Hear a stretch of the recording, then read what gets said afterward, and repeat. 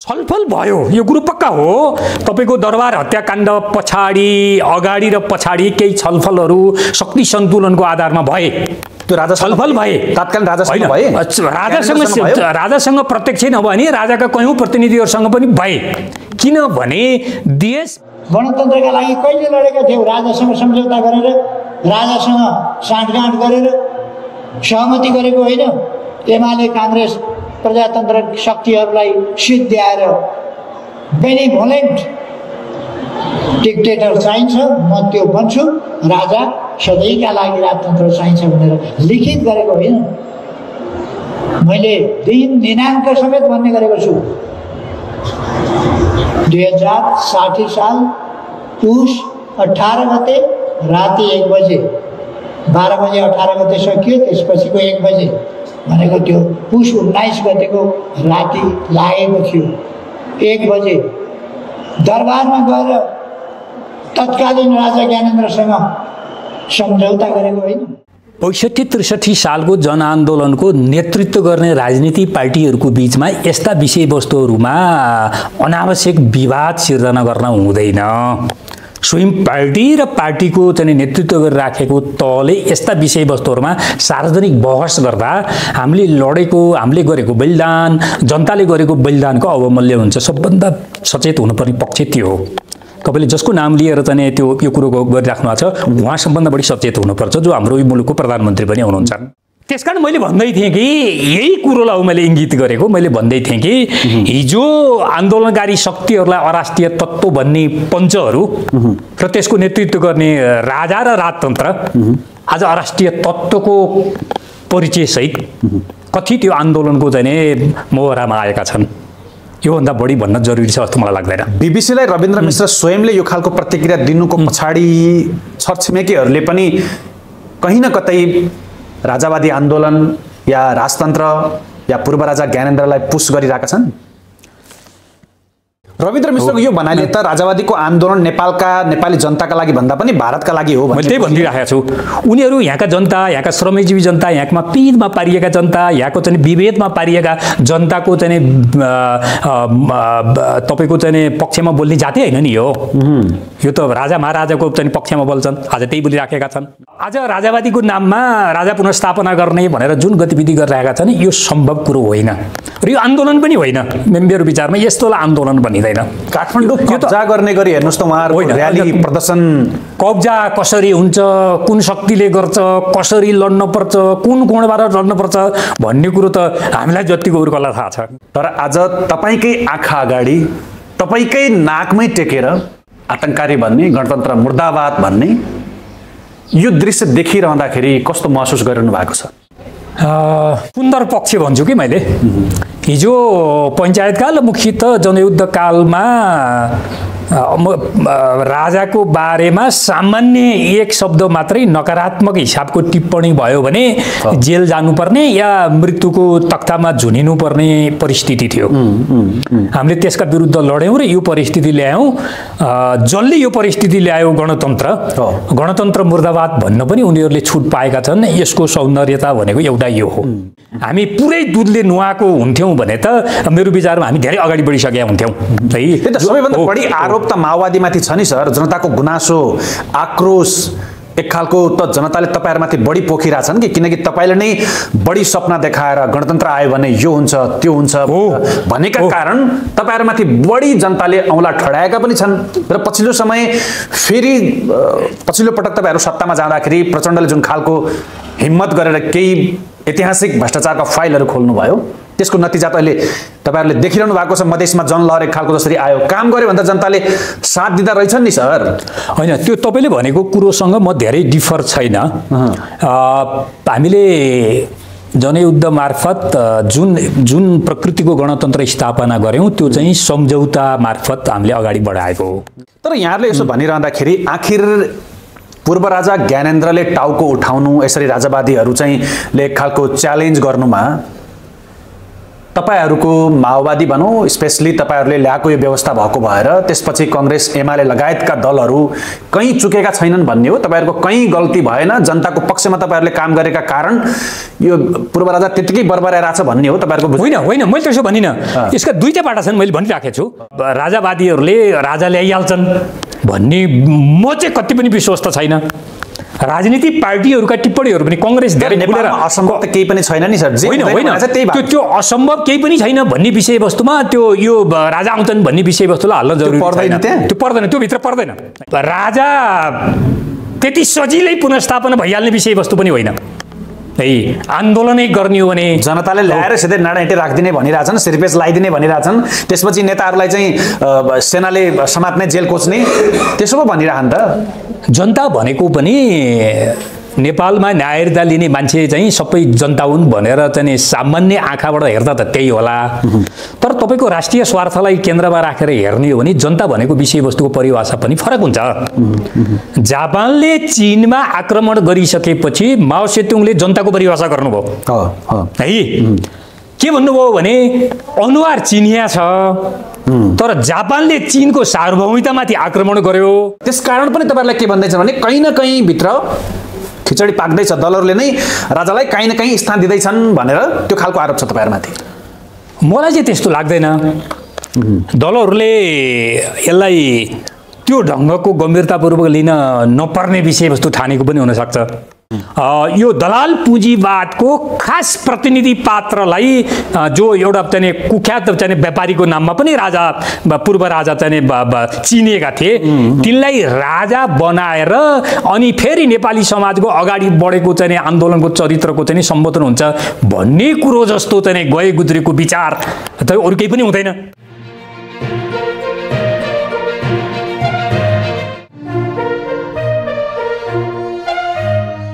दर्शकबिन नमस्कार, हार्दिक स्वागत छ। पछिल्लो राजनीतिक घटनाक्रमका विषयमा कुराकानी गर्नका लागि यतिखेर मसँग नेकपा माओवादी केन्द्रका केन्द्रीय सदस्य लेखनाथ नेउपानेजी हुनुहुन्छ। हामी उहाँसँग पछिल्लो घटनाक्रमलाई रहेर छोटो मिठो कुराकानी गर्छौँ। सर नमस्कार, स्वागत छ। धन्यवाद धन्यवाद। अब यहाँको आफ्नै आइडेन्टिटी छ, विद्यार्थी आन्दोलन, जनयुद्धताका, त्यसपछि पार्टीलाई पनि कहीँ न कतै क्रिटिकल हिसाबले तपाईँले आफ्ना विचारहरू दिइरहनु भएको छ। त्यसकारण तपाईँलाई युथहरूले, आम जनताहरूले अलिक फरक रूपमा बुझ्छन्। अब यो पछिल्लो समय तपाईहरूले हत्केलामा ज्यान राखेर यो व्यवस्था ल्याउनु भयो, तर आज तपाईँकै आँखा अगाडि तपाईँकै नाकमै टेकेर आतंककारी भन्ने, गणतन्त्र मुर्दाबाद भन्ने यो दृश्य देखिरहँदाखेरि कस्तो महसुस गरिरहनु भएको छ? समाज विकासलाई हामी त्यो इतिहासको रथ भन्छौँ। इतिहासको त्यो चक्र चाहिँ मा यस्तो कहिलेकाहीँ देखिन्छ, कहिलेकाहीँ देखिन्छ, तर यो सधैँ र तपाईँको चाहिँ दीर्घजीवी विषयवस्तु होइन। हामीले एउटा परिवर्तन ल्यायौँ। हामी आज पनि तपाईँको गणतन्त्र लगायतका विषयवस्तुहरूमा गौरव गर्छौँ र हामीले इतिहासमा जे भूमिका निर्वाह गऱ्यौँ र त्यसको निरन्तरतामा आज जे काम गरिराखेका छौँ त्यो प्रति गौरवसहित अलिकति पछाडि फर्केर समीक्षा गर्ने ठाउँमा हामी छौँ नै। त्यो भनेको मुख्य चाहिँ यो नैतिक धरातललाई अलिकति मूल्यवान बनाउने र नैतिक बलको आधारमा चाहिँ जनताको बिचमा जानेर त्यो अपिल गर्नेमा हामीले अलिकति कमजोरी गरेको हुनाले हिजो सत्ताबाट मिल्काइएका वर्ग जो हजारौं वर्षदेखि त्यो सत्ताको चाहिँ स्वादमा चुर्लुमा डुबेका थिए र त्योबाट बाहिर हुनुपर्दा को चाहिँ एउटा छटपटाटको रूपमा अस्थायी ढङ्गबाट देखिएको छ। यो ध्यान दिन त पर्छ त्यसलाई। परिवर्तनकारी शक्तिले, जसले परिवर्तनको आन्दोलनको नेतृत्व गर्यो, त्यो शक्तिले ध्यान दिनु त पर्छ। तर त्यो चाहिँ एकदम भीमकाय रूपमा आयो भनेर बुझ्न जरुरी छैन। त्यो सैद्धान्तिक हिसाबले पनि र त्यो व्यावहारिक हिसाबले पनि त्यस्तो चाहिँ मलाई लाग्दैन। सरले यस्तो भनिरहँदाखेरि तपाईहरुकै अगाडि हैन, विशेष गरी माओवादीलाई हैन, जो परिवर्तनको संवाहक बनेर आयो, यत्रो राजनीतिक परिवर्तन भयो, संघीयता, गणतन्त्र, धर्मनिरपेक्षता, समानुपातिक हैन, तपाईहरुकै अगाडि चाहिँ ललकार्न सक्ने त्यो शक्तिलाई तपाईहरुले नजरअन्दाज गर्न मिल्छ? यसको एउटा सुन्दर पक्ष भन्छु कि मैले। हिजो पञ्चायतकाल, मुख्यतः जनयुद्ध कालमा राजाको बारेमा सामान्य एक शब्द मात्रै नकारात्मक हिसाबको टिप्पणी भयो भने जेल जानुपर्ने या मृत्युको तख्तामा झुनिनुपर्ने परिस्थिति थियो। हामीले त्यसका विरुद्ध लड्यौँ र यो परिस्थिति ल्यायौँ। जसले यो परिस्थिति ल्यायो गणतन्त्र मुर्दाबाद भन्न पनि उनीहरूले छुट पाएका छन्। यसको सौन्दर्यता भनेको एउटा यो हो। अहिले आन्दोलनमा आइराखेका शक्तिहरूले हिजो हामीले आन्दोलन गर्दाखेरि कुन व्यवहार प्रदर्शन गरेका थिए भन्ने कुरो चाहिँ अलिकति इतिहासतिर फर्कन पर्छ। म त्यतातिर धेरै फर्कन त चाहन्न। हाम्रो सुन्दरता, हाम्रो महानता यो पनि हो। दोस्रो, परिवर्तनको आन्दोलनको नेतृत्व गर्ने दुईटा पक्ष, त्रिपक्षीय शक्ति सन्तुलन जो थियो, एकातिर राजा र राजावादीहरू थिए त्यति बेला पनि, दोस्रो त्यति बेलाका संसदीय दलहरू थिए, तेस्रो जनयुद्धकारी शक्ति थियो। यो त्रिपक्षीय शक्ति सन्तुलनलाई दुई पक्षीय बनाउने सन्दर्भमा जसरी 7 दल र माओवादीको बीचमा कार्यगत एकता भएर हामी अगाडि बढेका थियौँ, त्यो शक्तिहरूले चाहिँ गम्भीरतापूर्वक एकचोटि एकै ठाउँमा बसेर समीक्षा गर्नुपर्ने छ र हामीले हाम्रो आन्दोलनको कारणले प्राप्त गरेका उपलब्धिहरूलाई अरू संस्थागत र बलशाली कसरी बनाउने भन्ने विषयमा एक ठाउँमा बसेर छलफल गर्नुपर्छ। त्यो ढिलो नगरिकन म अनुरोध गर्न चाहन्छु। उसको अनिवार्य ड्युटी हो है, एउटा कुरो। दोस्रो कुरो, त्यो त्रिपक्षीय शक्ति सन्तुलन मध्येको एउटा जो थियो त्यसले हिजो पनि तपाईको पञ्चायत कालमा कांग्रेसलाई कम्युनिस्टलाई अराष्ट्रिय तत्त्व भन्थ्यो है। आज त्यो पक्ष चाहिँ मेरो विचारमा त्यति बेलाको उनीहरूले भनेको जसरी नै त म भन्दिनँ, तर त्यो आज अराष्ट्रिय तत्त्वको रूपमा देखिराखेको छ। ऊ आफ्नै खुट्टामा टेकेको छैन कि अरू कसैको खुट्टामा चाहिँ ऊ अगाडि दौडिन खोजिराखेको हामी देख्छौँ। अघि यहाँले भन्नुभयो सर, म जोडिहाल्छु।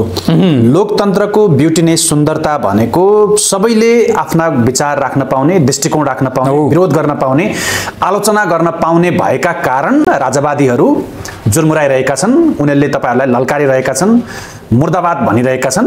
त्यसलाई तपाईहरुले एउटा ब्युटिनेसको रूपमा लिनुभयो, तर राजावादीहरूले त्यसलाई कमजोरीको रूपमा लिए नि। तपाईहरु सकिनु भयो, कमजोर भए भनेर लिए। त्यो मैले अभिव्यक्ति स्वतन्त्रतालाई सुन्दरता भनेको है। त्यो यो हाम्रो लडेर ल्याएको व्यवस्थामा अभिव्यक्ति स्वतन्त्रता छ र त्यो सबैले आफ्ना मतहरू राख्न पाउँछन्। इभन पूर्व राजाले पनि आफ्नो मत राखिराखेका छन्, राजावादीहरूले पनि त्यही अन्तर्गत आफ्ना मतहरू राखिराखेका छन्। दोस्रो कुरो, मैले अघि नै भनेको थिएँ, इतिहासको यो चक्र पछाडि फर्किँदैन। दुनियाँमा कहीँ पनि विघटित भएका राज्य सत्ताहरू, विघटित भएका शासन प्रणालीहरू रातारात चाहिँ फेरि चाहिँ पुनर्स्थापित भएको खास कहीँ पनि छैन।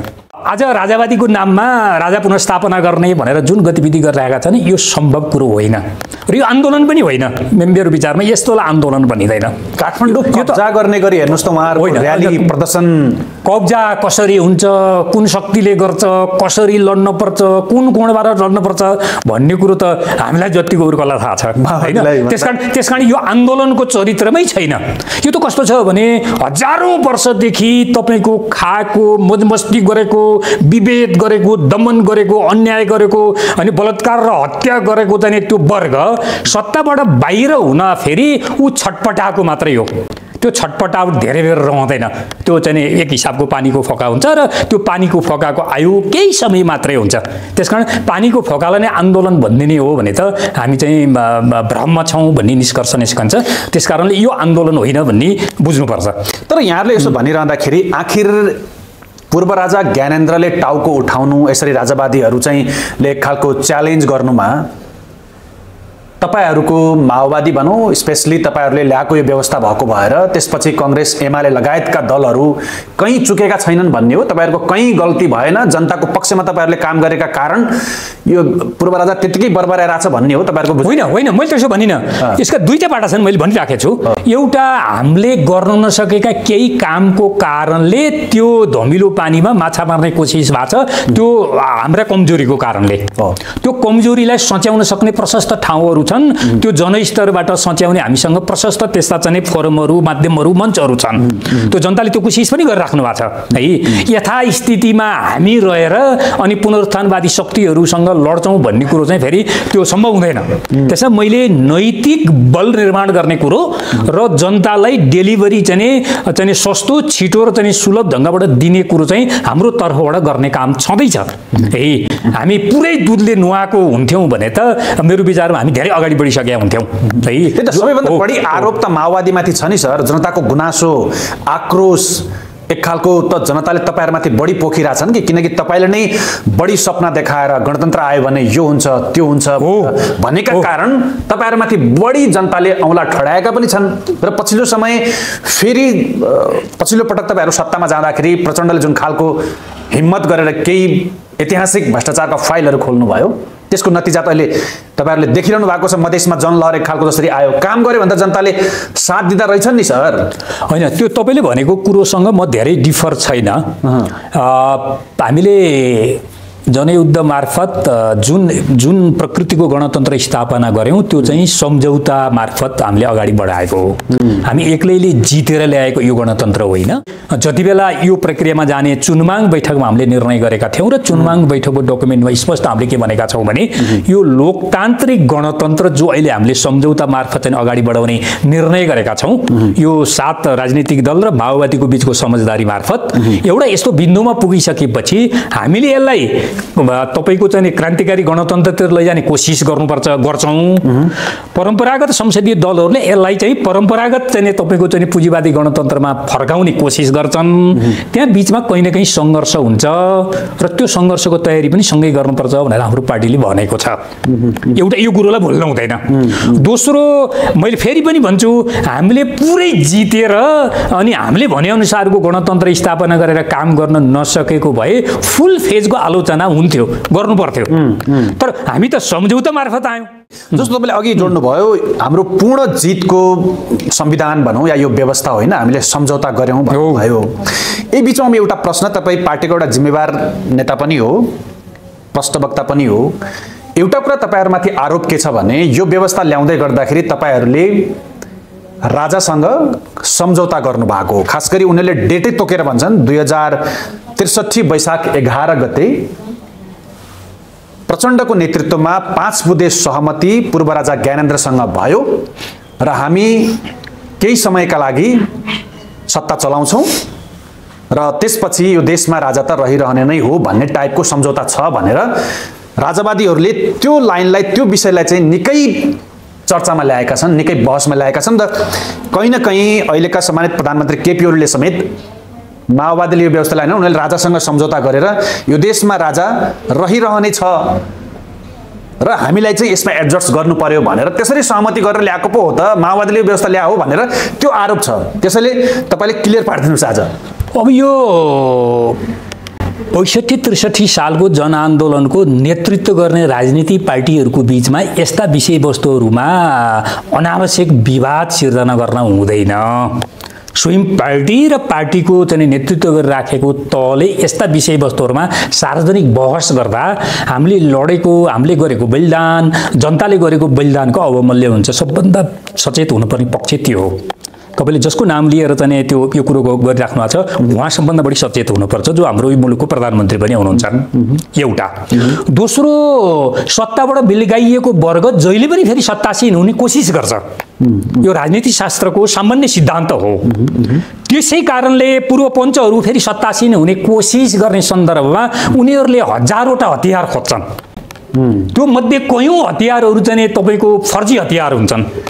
त्यो सम्झौता भन्ने फर्जी हतियार हो, त्यो फर्जी हो। छलफल भयो यो कुरो पक्का हो। तपाईँको दरबार हत्याकाण्ड पछाडि अगाडि र पछाडि केही छलफलहरू शक्ति सन्तुलनको आधारमा भए। त्यो राजा छलफल भए तत्कालीन राजासँग भए, राजासँग प्रत्यक्ष नभए नि राजाका कयौँ प्रतिनिधिहरूसँग पनि भए। किनभने देशभित्रका समस्या देशभित्रकै शक्तिहरू बसेर हल गर्ने र सकारात्मक दिशातिर लैजाने सम्भावना छ भने त्यसलाई पनि घुम्न दिनु हुँदैन भन्ने राजनीतिक चरित्रभित्रकै विषयवस्तु। जसरी 2033 सालमा बीपी कोइरालाले विदेशीहरूको सामु आत्मसमर्पण बस्नुभन्दा देशभित्रकै समस्या राजासँग छलफल गरेर प्रजातन्त्र स्थापना गर्ने सम्भावना छ भने त्यसको पनि उपयोग गर्नुपर्छ भनेर मेलमिलापको नीति लिएर आएको इतिहास पनि छ। त्यो कति सही थियो र कति बेठिक थियो अथवा कति वस्तुवादी थियो र कति वस्तुवादी थिएन त्यो अर्को समीक्षाको विषयवस्तु थियो होइन। त्यो बिपीहरूको त्यो प्रस्तावलाई त्यति बेलाको चाहिँ राजा र राजतन्त्रले ठिक ढङ्गबाट बुझेन पनि होइन। त्यो विषयवस्तु लिएर आउने चाहिँ बिपीलाई उल्टो जेल हालेर चाहिँ दुःख दिने काम गर्यो, हैरानी गर्ने काम गर्यो, त्यो एउटा छँदैछ। त्यसो भएको हुनाले शक्ति सन्तुलनको आधारमा देशभित्रका विभिन्न शक्तिहरूसँग प्रत्यक्ष अप्रत्यक्ष भएका छलफल बाहेक त्यस्तो लिखित एग्रिमेन्ट कुनै पनि सम्झौता छैन। यो अहिलेको पूर्व राजावादीहरूले यो विषयवस्तु किन उठाइराखेका छन् भने एकातिर हिजोको आन्दोलनकारी शक्तिहरूको बिचमा विभाजन गर्ने र त्यसलाई कमजोर बनाउने नियत लुकेको देख्छु मैले त्यसमा। एउटा यसले दरार सिर्जना गर्दैन, अविश्वास सिर्जना गर्दैन।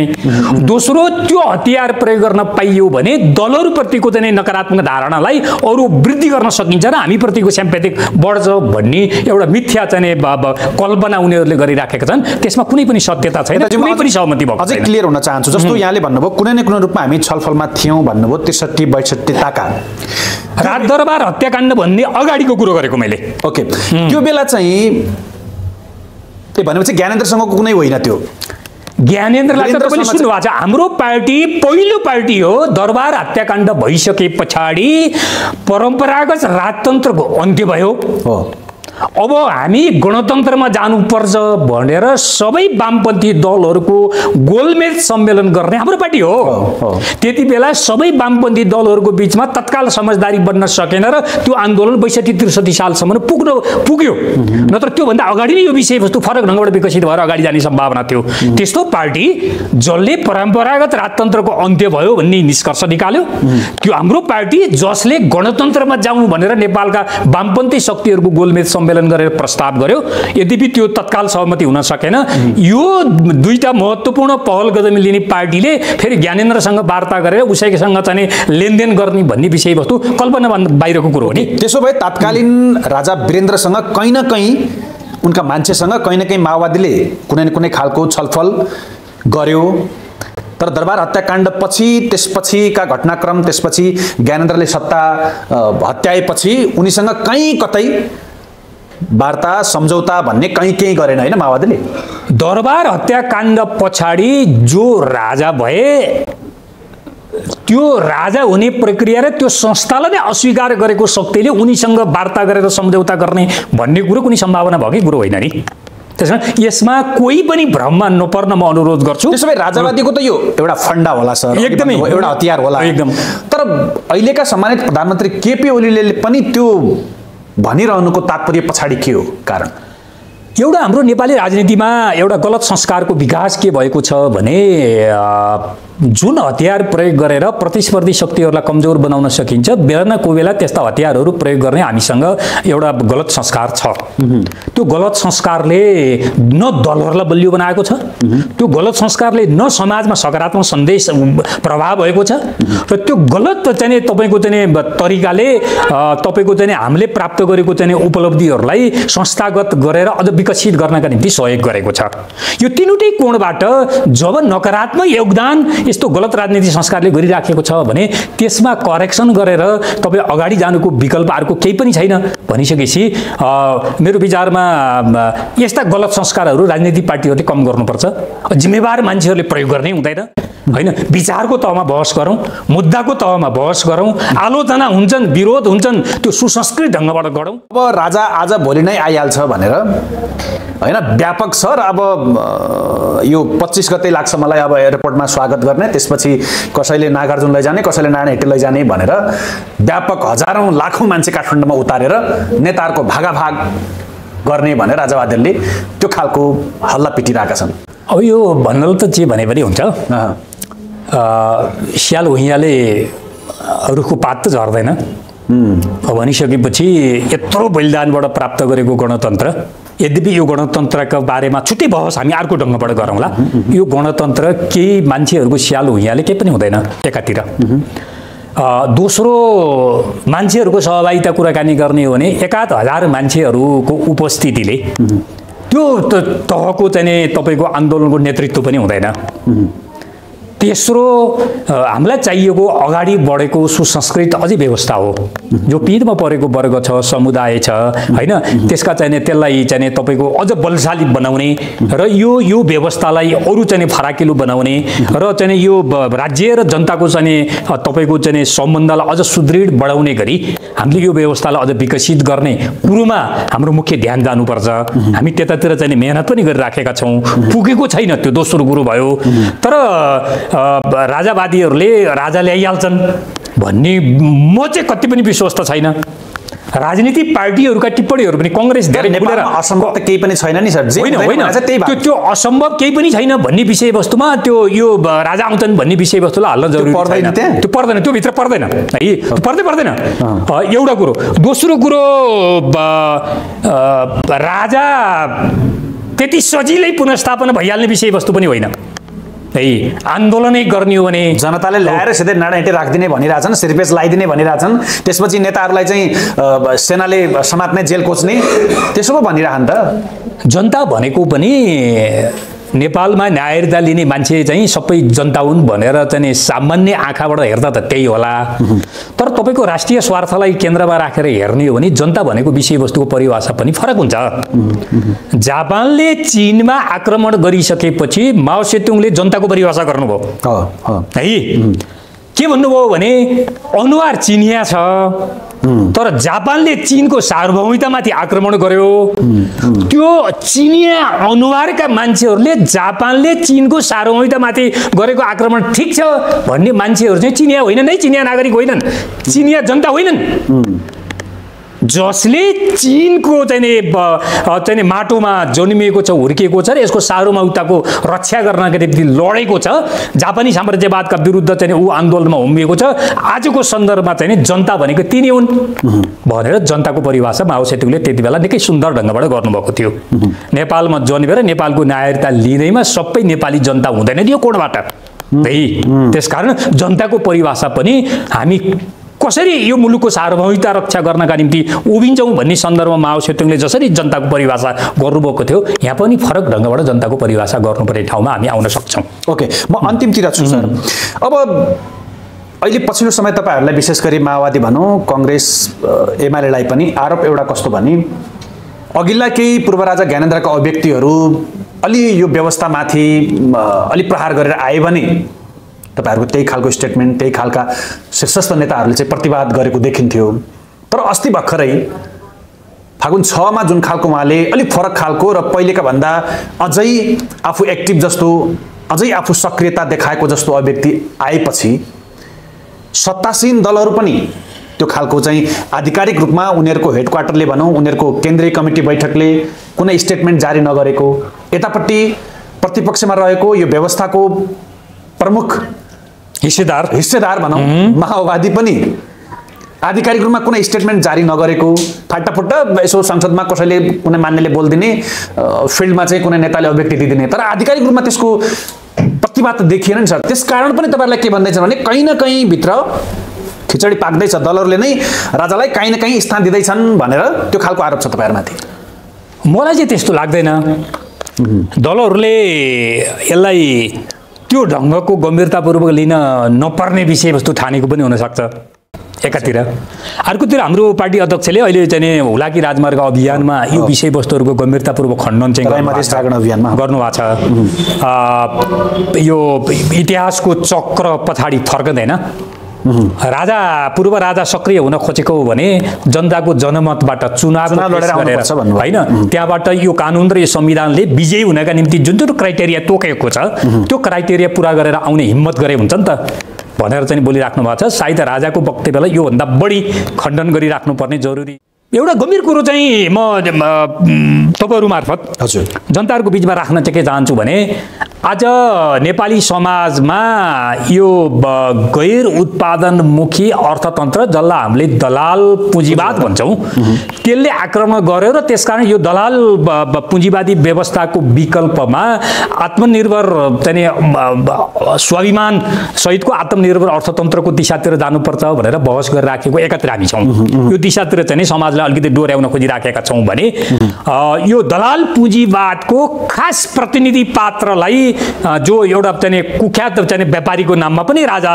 पूर्व राजा चाहिँ चिनिएका थिए तिनलाई राजा बनाएर अनि फेरि नेपाली समाजको अगाडि बढेको चाहिँ आन्दोलनको चरित्रको चाहिँ सम्बोधन हुन्छ भन्ने कुरो जस्तो चाहिँ गए गुज्रेको विचार अरू केही पनि हुँदैन। त्यसैले यसको भ्रममा नपर्नका निम्ति म सबैलाई अनुरोध गर्छु। अब अन्तिम एउटा प्रश्न, अहिले राप्रपाका नेता रविन्द्र मिश्रको एउटा बीबीसी हिन्दीलाई दिएको एउटा अभिव्यक्ति भनौँ, उहाँले सोधेको प्रश्नको जवाफमा त्यो अहिले भाइरल देखिरहेको छ। म त्यही अहिले यता हेरिरहेको थिएँ। उहाँले चाहिँ बीबीसीले सबै नेपालका केही पत्रकार केही राजनीतिज्ञहरूलाई नेपालमा भइरहेको जुन राजावादीहरूको आन्दोलन छ, राजा फेरि सक्रिय हुन थालेका हुन् भनेर सोद्धाखेरि चाहिँ उहाँले नेपालमा राजा चाहिँ पार्टी खोलेर आए हुन्न र भनेर बीबीसीले सोधेको प्रश्नमा चाहिँ उहाँले राजाले राजनीति गर्ने होइन, उहाँ राजा भएर बस्ने हो। नेपालमा राजतन्त्र भयो, राजा फर्कियो भने तपाईहरुलाई पनि सहज हुन्छ, भारतलाई पनि सहज हुन्छ भन्ने खालको प्रतिक्रिया दिइसकेपछि त्यो अहिले निकै सोशल मिडियामा भाइरल भइरहेको छ। यो विषयमा तपाईं माओवादी केन्द्रको एउटा जुझारु युवा नेता हो, त्यसकारण के मैले व्यक्तिले गरेका अभिव्यक्तिको पछाडि लाएर फेरि त्यही टिप्पणी गर्ने कुरोलाई मलाई धेरै उचित लाग्दैन। त्यो पार्टीले बोल्या होला त्यस्ता व्यक्तिहरू हिजो कहाँ थिए आज कहाँ छन् भन्ने कुरो सबै चाहिँ छर्लङ्गै भएको हुनाले पनि यस्ता व्यक्तिका अभिव्यक्तिको पछाडि म धेरै लाग्दिन। दोस्रो, त्यसकारण मैले भन्दै थिएँ कि यही कुरोलाई मैले इङ्गित गरेको, मैले भन्दै थिएँ कि हिजो आन्दोलनकारी शक्तिहरूलाई अराष्ट्रिय तत्त्व भन्ने पञ्चहरू र त्यसको नेतृत्व गर्ने राजा र राजतन्त्र आज अराष्ट्रिय तत्त्वको परिचयसहित कति त्यो आन्दोलनको चाहिँ मोहरामा आएका छन्। योभन्दा बढी भन्न जरुरी छ जस्तो मलाई लाग्दैन। बीबीसीलाई रविन्द्र मिश्र स्वयंले यो खालको प्रतिक्रिया दिनुको पछाडि छरछिमेकीहरूले पनि कहीँ न कतै राजावादी आन्दोलन या राजतन्त्र या पूर्व राजा ज्ञानेन्द्रलाई पुश गरिरहेका छन्। यो मैले धेरै जानकारी लिएको, मसँग जानकारी भएको विषयवस्तु होइन, किनभने अन्तर्राष्ट्रिय मामला र यो परराष्ट्र मामलासँग सम्बन्धित धेरै विषयवस्तु हुन्छ। कयौं चाहिँ मुद्दाहरू स्वार्थहरू देशका सीमा नागेर अर्को देशसम्म पुग्छन् नै आजको दुनियाँमा। अझ छिमेकी देशहरूको त अझ बढी पुग्ने कुराकानी भइहाल्यो। त्यसो गर्दा जो प्रति लक्षित गरेर पूर्व पञ्चहरूले यो कुराकानी गरिराखेका छन्, हिजो पञ्च नभए नि पूर्व पञ्चको पार्टीमा भएको हुनाले मैले यसो भनेको गरिराखेका छन्। यसले चाहिँ तपाईको देशभित्रको पदभित्र विश्वास गर्ने, जनताप्रति विश्वास गर्ने जो श्रमिक जनता छन्, जसले चाहिँ यो निधिहरूको चाहिँ निर्माण गर्यो हैन, हामी सम्पदा भन्छौं, त्यसको चाहिँ निर्माण गर्यो पसिना बगाएर, त्यो प्रति विश्वास गर्ने भन्दा राजा महाराजा सामन्त जमिनदारहरू विदेशी शक्ति केन्द्रहरूमा विश्वास गर्ने यो जात हो। रविन्द्र मिश्रको यो भनाइले त राजावादीको आन्दोलन नेपाली जनताका लागि भन्दा पनि भारतका लागि हो मैले त्यही भनिरहेको छु। उनीहरू यहाँका जनता, यहाँका श्रमजीवी जनता, यहाँमा पीडमा पारिएका जनता, यहाँको चाहिँ विभेदमा पारिएका जनताको चाहिँ तपाईको चाहिँ पक्षमा बोल्ने जाति हैन नि यो। यो त राजा महाराजाको चाहिँ पक्षमा बोल्छन्, आज त्यही बोलिराखेका छन्। राजावादी आन्दोलनमा केही विदेशी चलखेल, केही छिमेकीहरूको चलखेलको गन्ध यसबाट पुष्ट हुन्छ नि रविन्द्र मिश्रको यो भनाइबाट। म अब यो विषयमा धेरै प्रवेश गर्न चाहन्न। म फेरि पनि दोहोऱ्याउँछु, आन्दोलनकारी हिजोका आन्दोलनकारीलाई अराष्ट्रिय तत्त्व देख्ने आँखाहरू आज आफै अराष्ट्रिय तत्त्वको परिभाषाभित्र गतिविधि गर्दैछन्। हस् नेताज्यू, अब राजावादीले भने जस्तो चाहिँ आज भोलिमै राजतन्त्र फर्किहाल्यो भने फेरि यहाँसँग संवाद गरौँला। यो छोटो समय दिनुभयो यहाँलाई धेरै धेरै धन्यवाद। हस् हस्, धन्यवाद।